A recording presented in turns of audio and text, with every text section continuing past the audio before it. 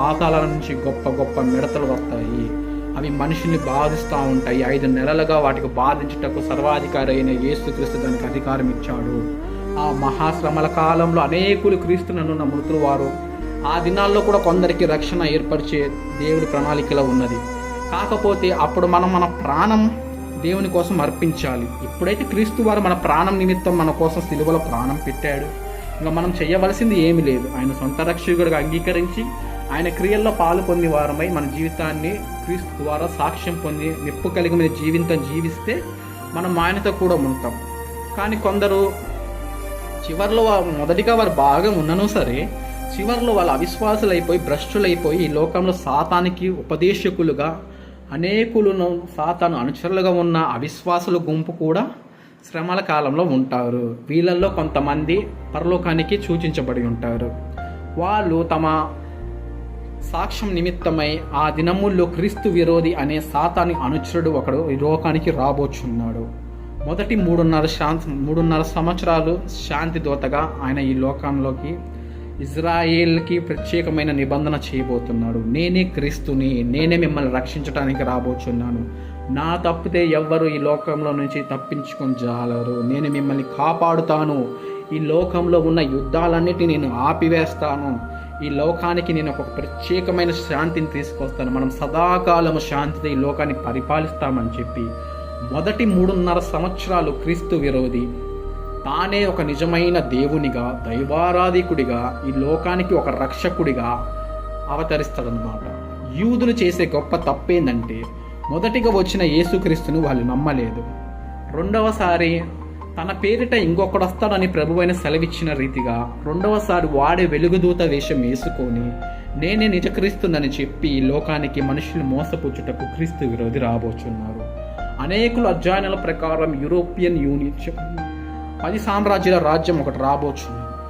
ఆ 10 సామ్రాజ్యమైన రాజ్యంలో ఒకనికి అధికారం చేపడతాడు. వాడి అంతిమ అబద్ధ క్రీస్తు. ఆ క్రీస్తు విరోధి ఏం చేస్తాడంటే అవిశ్వాసుల గుంపులందరినీ ఎవరైతే క్రీస్తునందు విడవబడ్డారో, ఎవరైతే తమ రక్షణని నామకార్వంగా ఈ లోకంలో తమ సొంత చిత్తాల కోసం క్రీస్తు నిమిత్తమై దుర్వినియోగపరుచుకున్నారో అటువంటి విడవబడిన సంఘంపై వాడు తన యొక్క శక్తి ప్రభావములతో వాళ్ళని అనేకుల మందిని శిరశ్ఛేదనం చేస్తాడు.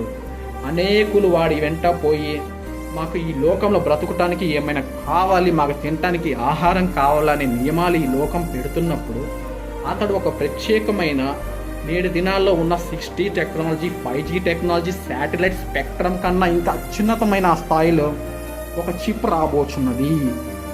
ఇప్పటికీ అనేక ప్రపంచ దేశాల్లో అనేక దేశాల్లో ఈ యొక్క చిప్పుల వ్యవస్థ మనం చూస్తున్నాం. ఎక్కడో లేదు. మన స్కూళ్ళల్లో, మన యొక్క గవర్నమెంట్ కాలేజీల్లో, ఈవెన్ ఒక వాటర్ ప్లాంట్లో కూడా ఒక కార్డు పెడితే కానీ నీళ్లు రావట్లేదు. అటు ప్రకారమే RFID, రేడియో ఫ్రీక్వెన్సీ ఐడెంటిఫికేషన్, ఇది ఒక సాతాను యొక్క ముద్ర. ఎవరికి అయితే ఈ లోకంలో మాకు అందరితో కూడా మాకు అన్ని వస్తువులు కావాలి, క్రయ విక్రయాలు చేసుకోవాలి, ఈ లోకంలో మేము మనుగడ సాధించాలి అని క్రీస్తు విరోధే మా దేవుడు అని చెప్పి వాడి యొక్క చిప్పుని నొసటి మీద ఎందు కానీ చేతుల మీద ఎందు కానీ ప్రకటన గ్రంథంలో రాసి ఉంది. అక్కడ వారు వేసుకొని అనేకులు దుష్టుని యొక్క వలయంలోకి పోతూ వారి యొక్క స్వనాశని నిమిత్తమై వారి బాధా సంబంధమైన పొగ యుగాలు లేచునని సెలవిచ్చిన రీతిగా అనేకులు భ్రష్టులైపోయి ఆ దినాల్లో చాలామంది భక్తిహీనులు స్వనాశనముకు వెళ్ళిపోతున్నారు. కానీ కొంతమంది భక్తిపరులు యేసుక్రీస్తుని మొదటి రహస్య రాకడలో మేము ఎత్తబడలేదని పశ్చాత్తాపంతో చివరికైనా వారు మారు మనసు పొంది అనేకులు ఆ దినాల్లో క్రీస్తు కోసం మేము నిలబడతాం, మా క్రీస్తు ఆయనే మా నిజ రక్షకుడు, ప్రస్తుతం ఉన్న ఈ క్రీస్తు విరోధి నిజమైన రక్షకుడు కాదని చెప్పి తమ యొక్క ప్రాణాలని సైతం వారు పణంగా పెట్టి వారు దేవుని సింహాసనం ఎదుటికి పోచున్నారు. అలా విధంగా శ్రమల దినాల్లో కూడా రక్షణ ఉంది, కానీ అది చాలా అసంభవం, చాలా భయంకరం. కాబట్టి కృపకాలంలో ఉన్నప్పుడే మనం నిజరక్షకుని, సొంత రక్షకునిగా, ఆయన మాత్రమే ఈ లోకానికి నిజమైన దేవునిగా అంగీకరించి ఆయన మనం స్వీకరిస్తే మనం కూడా యుగయుగాలు ఆయనతో కూడా ఈ లోకంలోకి ఉండబోచున్నాము. ఈ 7 సంవత్సరాల తర్వాత దేవుడి భూలోకంలోకి ఒలీవల కొండపైకి రాబోచున్నారు.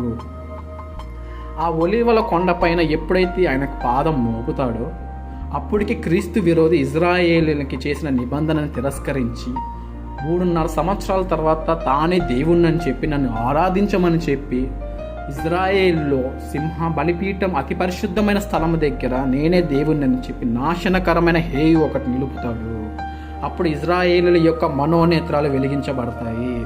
అరే ఇతను నిజమైన క్రీస్తు కాదు, అలనాడు 2000 సంవత్సరాల క్రితం వచ్చిన వాడే నిజమైన క్రీస్తు అని చెప్పి